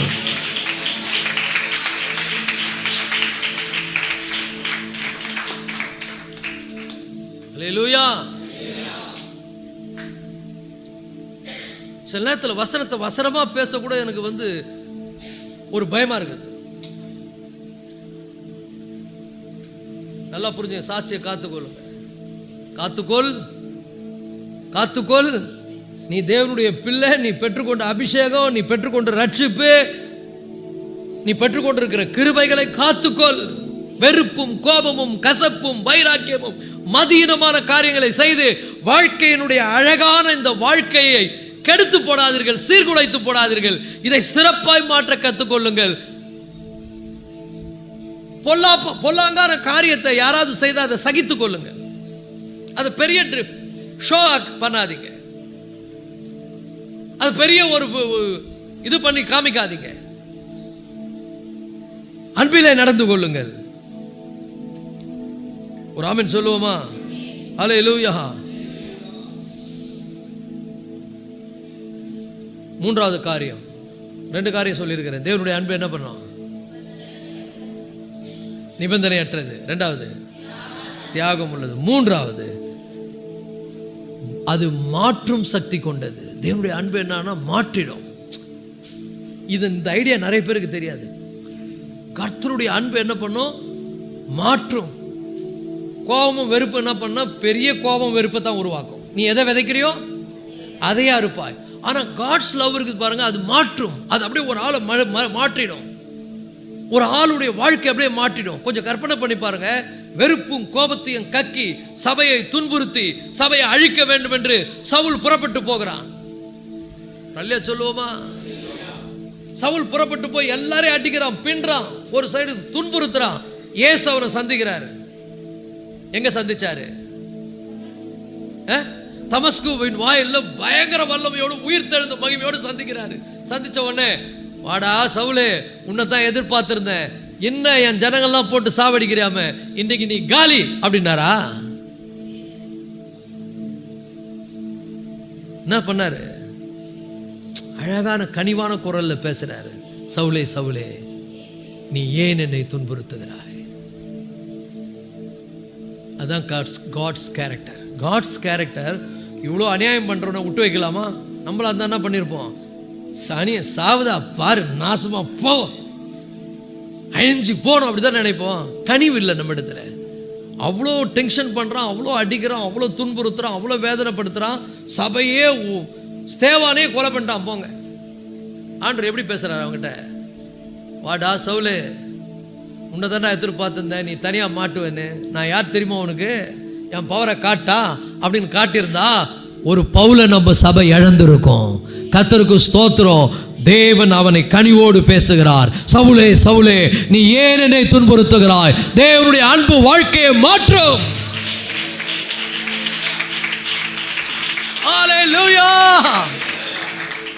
அப்படியே அதை கேட்ட உடனே சவுல் நந்தர் சொன்னா, வாங்க நீ நானா மோதிடலான்னு சொல்ல முடியல அவனால. அவன் சொன்னா, ஆண்டவரே நீர் யார்? உடனே ஆண்டவர் என்ன சொல்றாரு? நீ துன்பப்படுத்துகிற இயேசு நான் சொல்றேன் பாருங்க. தேவனுடைய அன்பை கையில் எடுத்து செயல்பட்டு பாருங்க, வாழ்க்கை சூப்பரா இருக்கும், எல்லாம் மாறும். பிசாசனுடைய பகையும் விரோதத்தையும் கசப்பையும் வெறுப்பையும் கோபத்தையும் பெருமையை எடுத்தீங்கன்னா வாழ்க்கை நாசமா போகும், சுடுகாடா போயிடும். பக்கத்தில் பார்த்து கேளுங்க, எதை எடுக்க போற? 2 ஆப்ஷன் இருக்குது. Are you going to take God's love or are you going to take Satan's weapon? ஒரு ஆமென் சொல்லுவோமா? அப்படியே வாழ்க்கையை அப்படியே தலைகீழ மாத்திரும், அழகா மாத்திரும். இதை நான் அனுபவிச்சு சொல்றேன். நான் பாவியா இருக்கும்போது ஏசப்பா என் மேல அன்பு கூர்ந்தனால என் வாழ்க்கையை மாத்தினார், என்ன மாத்திருக்கிறார். I am change. இன்னும் மாத்திக்கிட்டே வர்றாரு. இன்னும் நான் மாறிக்கொண்டே போகிறேன். அப்படி அன்பு. அவரு கையில கத்தியும் சுருக்கயிறும் கடபாரியும் எல்லாம் வச்சிருந்தாருன்னா அவர் என்ன மாற்ற முடியுமா? இல்லை அப்படிப்பட்ட ஆட்கள் யாருன்னா மாறி இருக்கிறாங்களா பாருங்க, மாற மாட்டாங்க. தேவனுடைய அன்பு மட்டும்தான் ஒருத்தரை டிரான்ஸ்ஃபார்மேஷன் பண்ணும். Transformation is through God's love. அது தேவனுடைய அன்பு மாத்திரமே ஒரு மனிதனுடைய வாழ்க்கை என்ன பண்ணும்? டிரான்ஸ்ஃபார்மேட்டிவா மாத்தும். ஹalleluya. ஆகவேதான் வேதம் சொல்லுகிறது 2 கொரிந்தியர் 5:17, therefore if any man being in Christ is a new creature, ஒருவன் கிறிஸ்துவுக்குள் இருந்தால் அவன் புது சிருஷ்டியாய் மாறி போவான். ஹalleluya, ஹalleluya. நான் சொல்ற பாருங்க, வெறுப்பு, கசப்பு, பகை, விரோதம் அதை வச்சுக்காதீங்க. எவ்வளோ கேட்டாலும் மறுபடியும் அதைத்தான் எடுக்கிறீங்களே கையில் ஒழிய தேவனுடைய அன்பை கையில் எடுக்க மாட்டேன்றீங்க. வெறுப்பு, கோபம், கசப்பு, பகை, விரோதங்களை விட்டு ஒழியுங்கள். ஒருத்தர் உயிருக்கு உயிரா நேசிங்க. இயேசு நேசித்தது போல நேசிங்க. கிறிஸ்துவுடைய அன்பை வெளிப்படுத்துங்க. நீங்க இருக்கிற இடத்துல, நீங்க வேலை ஸ்தலத்துல, நீங்க படிக்கிற இடத்துல யாராவது உங்களை உபத்திரப்படுத்தினால் அவர்களுக்காக ஜெபியுங்கள். யாராவது உங்களை கஷ்டப்படுத்தினா அந்த கஷ்டத்தை சகித்துக் கொள்ளுங்கள். சொல்லி இப்ப நான் சகிக்க வேண்டிய கட்டாயத்தில் இருக்கிறேன். யாராவது உங்களை உபத்திரப்படுத்தினா சகித்துக் கொள்ளுங்கள், பொறுமையா இருங்கள், விட்டு கொடுங்கள், மன்னியுங்கள். பாருங்க, வெகு விரைவில் அவங்க வாழ்க்கையை மாத்துறாரா இல்லையா பாருங்க. ஏன்னா இது உங்க வல்லமையால நடக்க போறது இல்லைங்க. தேவனுடைய அன்பு ஒரு மனிதனுடைய வாழ்க்கையை மாற்றும்.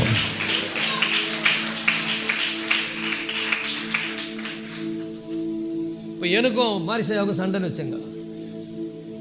உதாரணத்துக்கு நான் அவரை பத்தி குறையா சொல்றேன், அவர் என்னை பத்தி குறையா சொல்றாரு. மாறுவாங்களா? 2 பேர்ல நாங்க மாறுவோமா? யார் மாறுவா?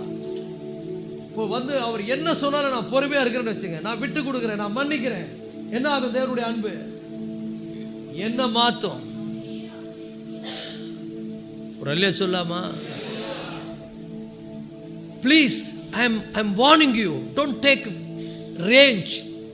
ஒருபோதும் பழி வாங்குகிற அந்த பழக்கத்தை கையில் எடுக்காதீங்க. விட்டுருங்க, அதை விட்டு கொடுங்கள், மன்னியுங்கள். அது யாரா இருந்தாலும், இவங்க அவங்க தான் கிடையாது. ஒரு குடும்பத்தில் யாரா இருந்தாலும் யாராவது ஒருத்தர் கர்த்தருடைய அந்த போர் ஆயுதத்தை கையில் எடுங்க. அந்த போர் ஆயுதத்தினுடைய வல்லமை பாருங்க. அன்பு ஒரு மனிதனுடைய வாழ்க்கையை தலைக்கீழ மாத்துகிறதா இல்லையா பாருங்க. நான் விட்டே கொடுக்க மாட்டேன், நான் இப்படிதான் பண்ணுவேன், நான் இப்படிதான் முரட்டாட்டம் பிடிப்பேன், நான் பழிக்கு பழி வாங்குவேன், நான் கோபப்படுத்துவேன், நான் வெறுப்பை தான் விதைப்பேன், அதைத்தான் நீ அறுப்பேன். இதனால வாழ்க்கை மாறாது, சமுதாயம் மாறாது, ஜனங்க ரட்சிக்கப்பட மாட்டாங்க. நம்ம மேலும் மேலும் ஆண்டவரை கோபம் ஊட்டுகிறவர்களா இருப்போம். ஆனா தேவனுடைய அன்பு இருக்குது பாருங்க, அந்த அன்பை பயன்படுத்தி பாருங்க, எல்லாம் மாறும். வாழ்க்கை தலைக்கீழாய் மாறிடும். ஆனா பிசாசு போய் சொல்லுவான் மைண்ட்ல, இல்ல இதை கேட்காதன்னு சொல்லி உங்களை கலக்கும், உங்களை குழப்பத்துக்குள்ளே கொண்டு போவான். நீங்க ட்ரை பண்ணி பாருங்க.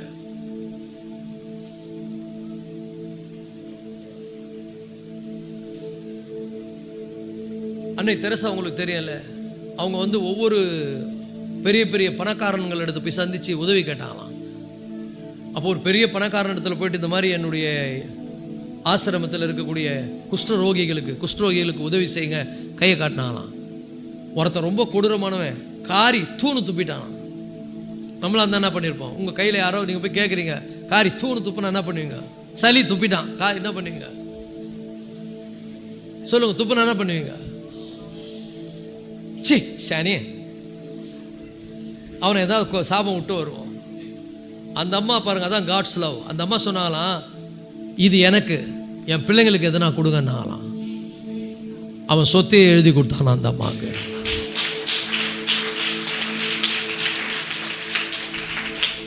நீங்க நம்ம என்ன பண்ணிட்டு இருக்கிறோம் யோசித்து பாருங்க.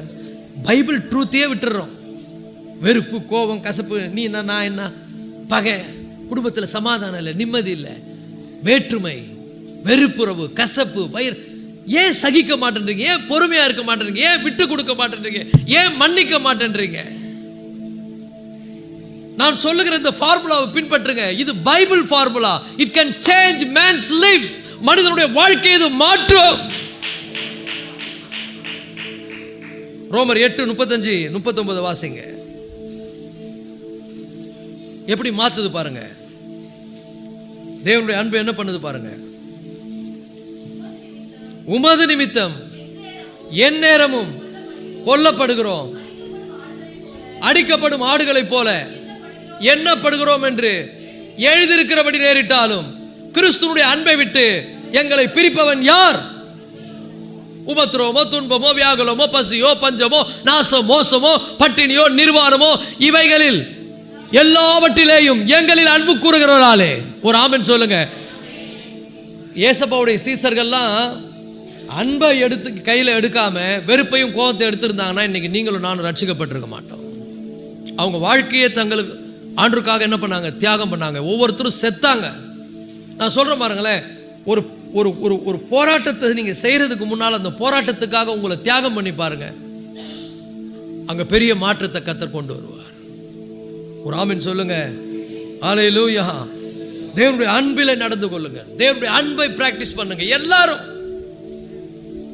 நீங்க யாரா இருந்தாலும், if you are really a child of God, if you are really a child of the living God, நீங்க உண்மையுள்ள தேவனுடைய பிள்ளையா இருப்பீர்களானால் கோபம், கசப்பு, வெறுப்பு, பகை எல்லாத்தையும் விடுங்க.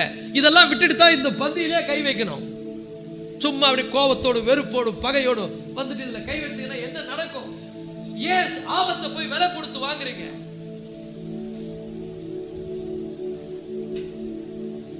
யாரா இருந்தாலும் மன்னிப்பு கேளுங்க கர்த்தரிடத்துல. யார் தப்பு பண்ணிருந்தாலும் நான் யார் தப்புன்னு நான் சொல்றதுக்கு எனக்கு ரைட்டு கிடையாது. இந்த வசனம் உங்களை நியாயம் தீர்க்கும், உங்க உள்ளத்தை குத்தும். இந்த வசனம் உங்களை குத்தி மாறுன்னு சொன்னா மாத்திங்க.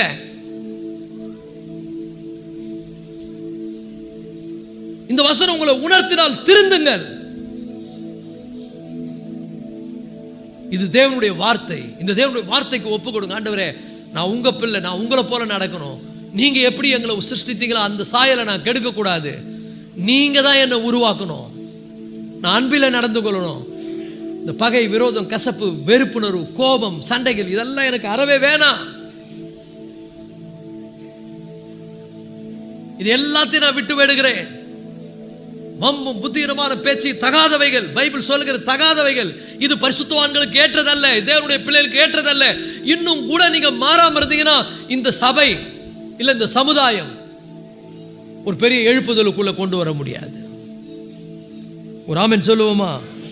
1 பேதுரு 1ஆம் அதிகாரம் 22, 23 அன்பு என்ன பண்ணணும்னு சொல்லி அங்க பேதுரு சொல்றார் பாருங்க. 1 பேதுரு 1ஆம் அதிகாரம் 22, 23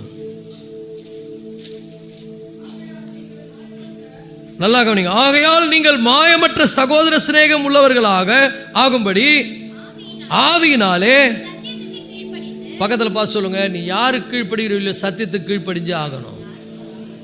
சத்தியத்துக்கு கீழ்ப்படியாம கர்த்தருடைய பந்தியில கை வைக்காத.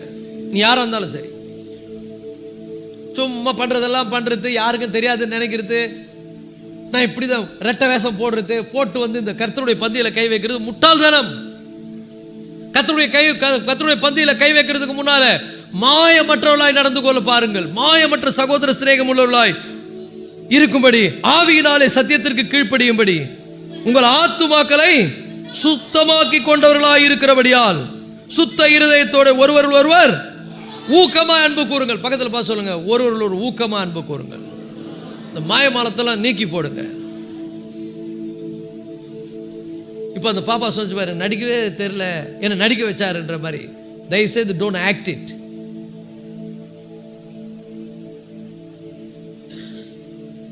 நீங்க இங்க ஏமாத்தலாம், கர்த்தருக்கு முன்னால யாரும் ஏமாத்த முடியாது. இப்ப பரிசுத்த ஆவியானவர் இங்க கிரியை செய்து கொண்டிருக்கிறார். உங்க இருதயத்தை அவர் உணர்த்துறார். உங்களை குத்துறாருன்னா உடனே ஆண்டவர்கிட்ட மனம் திரும்புங்க. நான் அப்படிலாம் செய்ய மாட்டேன்னு ஆண்டவர்கிட்ட ஒப்புரவாகுங்க. யாரா இருந்தாலும் நீங்க மாயமாலம் பண்ணிக்கொண்டு, ரெட்டை வேஷம் போட்டுக்கொண்டு, இன்னும் கசப்பையும் வைராக்கியத்தையும் இருதயத்தில் நிறைத்து கொண்டு, அதுல பெருசா பெருமை பாராட்டி கொண்டு வேற்றுமையான காரியங்களை செய்வீர்கள். ஆனால் கர்த்தருடைய பிள்ளைகளே, அது ஆபத்தில் கொண்டு போய் முடியும். அது ஒருத்தருக்குடைய வாழ்க்கையை மாற்றாது. வாழ்க்கையை மாற்றுவது எது தெரியுமா? ஊக்கமான அன்பு. ஒரு ஆமென் சொல்லுங்க. ஊக்கமா அன்பு கூறுங்க. கள்ளங்கபடம் இல்லாம அன்பு கூறுங்க. தியாகமான அன்பு கூறுங்க. எதையும் எதிர்பார்த்த அன்பு கூறாதீங்க. ஒரு ஆமென் சொல்லுவோமா? ஏன் தெரியுமா? 24 வசனம், சாரி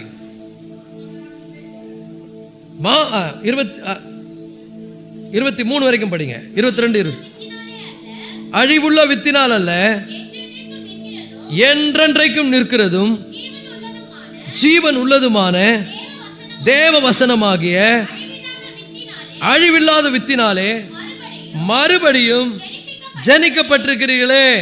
அல்லேலூயா. நீங்க பழைய ஆளு கிடையாது, நீங்க பழைய ஆளு கிடையாது, நீங்க மறுபடியும் பிறந்தவங்க.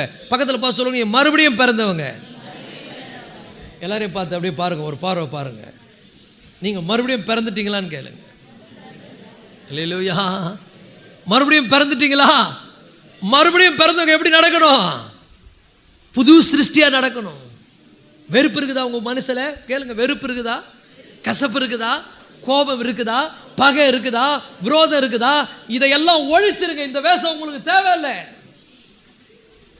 ஒரு ஆமென் சொல்லுங்க. அந்த காலத்து பாட்டுல பாடுறேன் பாருங்க உங்களுக்கு. இந்த வேஷம் உதவாதையா கிறிஸ்தவர்க்கு. பாடி கேள்விப்பட்டிருக்கீங்களா? பக்கத்தில் பார்த்து சொல்லுங்க, இந்த வேஷம் உதவாது. நல்லா புரிஞ்சுக்க. சில பேர் வேஷம் போடுறவங்கள கூட அதை சொல்லுவாங்க. தபார், நீ வேஷத்தை கழட்டு முதல்ல. நல்லா புரிஞ்சுக்க. நீ யாரா இருந்தாலும், இவங்க தான் அவங்க தான் இல்லை, இங்க இருக்கிற யாரா இருந்தாலும், எனிபடி ஹியர், 2 வேஷம் போட்டேன்னா இன்னைக்கு மாறிக்கோ. கர்த்தருடைய பந்தியில கை வைக்க போறேன். சும்மா பகை, விரோதம், வெறுப்பு, கசப்பு எல்லாத்தையும் வச்சுக்கணும். இங்க உள்ள பந்தியில கை வைக்கிறது கூடாத காரியம். அழிவுள்ள வித்தினால் அல்ல, அழிவில்லாத வித்தினால நீங்கள் புது சிருஷ்டிகளாய் மாற்றப்பட்டிருக்கிறீர்கள். அப்ப நீங்க எப்படி நடந்துக்கணும்? ஆகையால் நீங்கள் மாயமற்ற சகோதர சிநேகம் உள்ளவர்களாய் இருக்கும்படி ஆவியினாலே சத்தியத்துக்கு கீழ்ப்படிந்து உங்கள் ஆத்துமாக்களை சுத்தமாக்கி கொண்டவர்களாய் இருக்கும்படிக்கு இருக்கிறபடியால் சுத்த இருதயத்தோடு ஒரு ஊக்கமாய் அன்பு கூறுங்கள். அல்லேலூயா. ஒரு சில பேர்லாம் அப்படியே மலைத்து நின்றுட்டீங்களே. சில பேர்லாம் தூங்கியே போயிட்டாங்க. சில பேர் 3ஆம் வானத்திலே இருக்கிறாங்க. பக்கத்தில் பார்த்து கேளுங்க, புரியுதா புரியலையா? நேரா சொல்லுங்க. நீ யாரா இருந்தாலும் சரி, வசனத்துக்கு கீழ்ப்படிந்தே ஆகணும், சத்தியத்துக்கு கீழ்ப்படிந்தே ஆகணும். சத்திய வசனம் உனக்கு உணர்வை கொண்டு வரணும். மாயமற்றவர்களை வாழுங்கள், கீழ்ப்படியுங்கள். ஒரு அழில சொல்லுவோமா? தேவனுடைய அன்பு என்ன பண்ணும்? உங்களை அப்படியே பியூரிஃபிகேஷன் பண்ணும். It can change your life. உன் வாழ்க்கை அப்படியே தரம் உன்னை சூப்பராக ஆக்கிடும். கடைசியாக ஒரு வசனத்தை நிறைய இருக்குது, ஆனால் பேச நேரம் இல்லை, பேசிக்கினே போவேன். எசேக்கியேல் 36:26 ஆண்டு சொல்ல பாருங்க, உனக்கு புது இருதயத்தை கொடுப்பேன்றார். எசேக்கியேல் 36:26.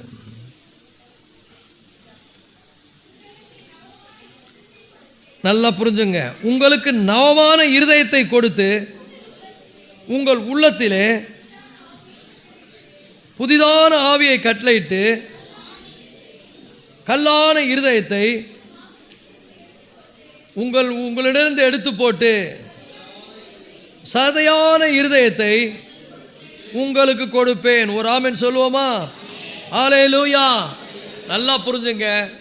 இன்னைக்கு நீங்க தேவனுடைய சத்தியம் நல்லா புரிஞ்சுங்க. சத்தியத்தினாலே தொடப்பட்டிருப்பீர்களானால் கல்லான இருதயத்தை என்ன பண்ணுவார்? ஆண்டவர் எடுத்து போட்டுருவார். உங்களுக்கு என்ன கொடுப்பாரு? தசையான இருதயத்தை கொடுப்பார். யாருக்கு கொடுப்பாரு? யாரெல்லாம் சத்தியத்துக்கு தங்களை தாழ்த்துகிறார்களோ. ஆமாம், நான் தப்பு பண்ணியிருக்கிறேன், என் மேலே குறை இருக்குது, என்கிட்ட குற்றம் இருக்குது, நான் தான் குறை, எனக்கிட்ட தான் தப்பு இருக்குதுன்னு உணர்ந்தீங்கன்னா யாராக இருந்தாலும் உடனே கர்த்தரிடத்தில் என்ன பண்ணுங்க? உணர்ந்துட்டாலே ஆண்டவர் உங்களுக்கு உதவி செய்வார். உணராமல் மறைச்சி மறைச்சி மறைச்சி நீங்கள் ஒரு மனுஷங்கிட்ட மறைக்கலாம், ஒரு மனுஷனை ஏமாற்றலாம். கர்த்தரை ஒருபோதும் நீங்கள் என்ன பண்ண முடியாது? ஏமாற்றவே முடியாது. அவர் முகத்தை பார்க்கிறவர் இல்லைங்க, அவர் உங்களுடைய இருதயத்தை பார்க்கிறவர். மனுஷனோ முகத்தை பார்க்கிறான், தேவனோ இருதயங்களை பார்க்கிறார். இப்போ யார் தப்பு செய்திருந்தாலும், தப்பு செய்தவர்கள் எப்படிப்பட்டவர்களாக இருந்தாலும் அதை நீங்கள் உணர்ந்து கர்த்தரிடத்தில் என்ன பண்ணணும்? மனம் திரும்ப வேண்டும். அல்லேலூயா. எங்கேயாவது உங்களிடத்தில் குறை இருக்குது, எங்கேயாவது உங்களிடத்தில் குற்றம் இருக்குது, எங்கேயோ நான் சரியில்லை, எங்கேயோ நான் ஆண்டவருக்கு பிரியமில்லாமல் வாழ்க்கை வாழ்ந்து கொண்டிருக்கிறேன், எனக்குள்ளே நான் பகையும் விரோதமும் கசப்பும் வெறுப்பும் கொண்டவர்களை வாழ்கிறேன், அல்லது ரெட்ட வேஷம் நான் போடுறேன், யாராவது உணர்கிறீர்களா? அல்லேலூயா. கர்த்தருக்கு முன்னால் உங்களை தாழ்த்துங்க. கர்த்தருக்கு முன்னால் நீங்கள் உங்களை தாழ்த்தும் பொழுது கட்டாயம் கர்த்தர் உங்களுக்கு என்ன பண்ணுவார்? கல்லான இருதயத்தை எடுத்து போட்டு ஒரு தசையான இருதயத்தை உங்களுக்கு அவர் கொடுக்க வல்லவராக இருக்கிறார். ஹல்லேலூயா. நல்லா புரிஞ்சுங்க, தேவன் அன்பாக இருக்கிறார். அன்பில்லாதவன் தேவனை அறியான், தேவன் அன்பாக இருக்கிறார். தேவனுடைய அன்பு எப்படிப்பட்டது? தேவனுடைய அன்பு சிறந்த ஒரு அன்பு. ஹல்லேலூயா. அது நிபந்தனையற்ற அன்பு, அது தன்னையே அது தியாகம் பண்ணுகின்ற ஒரு அன்பு, அது ஒரு டிரான்ஸ்ஃபர்மேஷனுடைய அன்பு, வாழ்க்கையை மாற்றக்கூடிய சக்தி கொண்ட அன்பு. தேவனுடைய அன்பை போல ஒரு மனிதனுடைய வாழ்க்கையை மாற்றக்கூடிய வல்லமை வேற எதற்குமே கிடையாது. இந்த நல்ல காலை வேளையில் நம்ம எல்லாரும் ஆண்டு சமூகத்தில் அப்பா சோதரம் அன்பில் நாங்கள் நடந்து கொள்ளணும்னு நீங்கள் சொல்லியிருக்கிறீங்க. நாங்கள் அன்பில் நடக்கும்படி எங்களுக்கு உதவி செய்யும். ஒவ்வொருவரும் கர்த்தருடைய சமூகத்தில் ஒப்பு கொடுத்து ஜெபம் பண்ணுவோம். எல்லாரும் எழுந்திருப்போமா? Please stand up together. Hallelujah. நான் இருக்கிற இடத்துல, என்னுடைய குடும்பத்தில், நான் வேலை செய்கிற இடத்துல, நான் போகிற என்னுடைய சமுதாயம், என்னுடைய மக்கள் மத்தியில் நான் தேவனுடைய அன்பினால் நிறைந்தவனாய் வாழும்படியாய், உங்களுடைய அன்பை வெளிப்படுத்துகிற ஒரு பாத்திரமாக இருக்கும்படியாய், எனக்குள்ளே இருக்கக்கூடிய எல்லா வேற்றுமைகளையும் நான் களையும்படியாய், எனக்குள்ளே இருக்கக்கூடிய எல்லா குறைவுகளையும் நான் விடும்படியாய் இந்த காலை வேளையில் ஆண்டவரே என்னை ஒப்பு கொடுக்கிறேன். ஆண்டவர்கிட்ட மனசு விட்டு நீங்கள் பேசும்பொழுது கட்டாயம் ஆண்டவர் உங்கள் வாழ்க்கையில் ஒரு பெரிய மாற்றத்தை ஏற்படுத்துவார். அவர் நம்மை நேசித்தார், அவருடைய அன்பு என்னை மாற்றியது. நாமும் பிறரிடத்தில் அன்பு கூற கடமைப்பட்டிருக்கிறோம். அன்புதான் எல்லாவற்றையும் ஜெயிக்கும், அன்புதான் எல்லாவற்றையும் மாற்றும். ஹல்லேலூயா. உமக்கு ஸ்தோத்திரங்க தாவே. ஹல்லேலூயா. ஆண்டவரிடத்தில் சொல்லுவோமா? எல்லாரும் ஒப்பு கொடுத்து ஜெபம் பண்ணுங்க. யாருக்கிட்ட குறை, என்னென்ன குறை இருக்கிறதோ அந்த குறையெல்லாம் அறிக்கையிடுங்க. ஆண்டவரே, நான் யார் மேலேயாவது வெறுப்பும் கசப்பும் கோபமாக இருந்திருப்பேன், ஆனால் நான் ஆண்டவரே அப்பா சோதரம் மனசு ஆற ஆண்டவரே தவறு செய்திருப்பேன், ஆனால் எல்லா தவறையும், எல்லா குறைவுகளையும், எல்லா குற்றங்களையும் இந்த வேலையில் அறிக்கையிடுகிறேன். எனக்குள்ள ஆண்டவரே ஒரு பெரிய ஆண்டவரே கர்த்தாவே ஸ்தோத்திரம் பாரத்தோடு இருக்கிற அந்த பாரத்தெல்லாம் என்னை விட்டு எடுத்து போடுங்க. ஆண்டவரிடத்தில் சொல்லுங்கள். யாராவது பாரத்தை தூக்கி வைத்து கொண்டிருந்தால், மனசில் கஷ்டத்தோடு இருப்பீர்களானால், இந்த காலை வேளையில் உங்களுக்கு சொல்லுகிறேன், கர்த்தருடைய பிள்ளைகளை, நாம் நம்முடைய பாவங்களை அறிக்கையிட்டால் எல்லா அநியாயத்தை நீக்கி நம்மை சுத்திகரிப்பதற்கு அவர் உண்மையும் நீதியும் உள்ளவராக இருக்கிறார். ஹல்லேலூயா. ஹல்லேலூயா. ஒரு சவுலை பவுலாய் மாற்றியது போல நீங்கள் அன்பை வெளிப்படுத்தும் போது இந்த தேசத்தில் ஒரு பெரிய எழுப்புதலை நாம் கொண்டு வர முடியும். நம்ம இருக்கிற சமுதாயத்தில் ஒரு பெரிய மாற்றத்தை கொண்டு வர முடியும். ஒரு குடும்பத்தில் ஒரு பெரிய மாற்றத்தை கொண்டு வர முடியும். ஓ ஹல்லேலூயா. ஹல்லேலூயா. ஹல்லேலூயா. கர்த்தர் எனக்கு கொடுத்திருக்கிற இந்த அழகான வாழ்க்கையை நான் அற்புதமாய் தேவனுக்கு பிரியமாய் வாழ்ந்து விட்டு செல்ல தேவன் எனக்கு கிருபை பாராட்டும்படியாக, அந்த அன்பினால் என்னை அவர் அலங்கரிக்கும்படியாக, என்னை அன்பினால் அலங்கரியும் ஆண்டவரே, என்னை அன்பினால் அலங்கரியும் ஆண்டவரே. ஆமென். ஆமென். ஆமென். தேவனுடைய அன்பு. ஹல்லேலூயா. ஹல்லேலூயா. நன்றி, நன்றி, நன்றி. அவருடைய அன்பு மாறாதது. அவருடைய அன்பு ஒரு நாளும் ஒளியாதது. ஸ்தோத்திரம், ஸ்தோத்திரம்.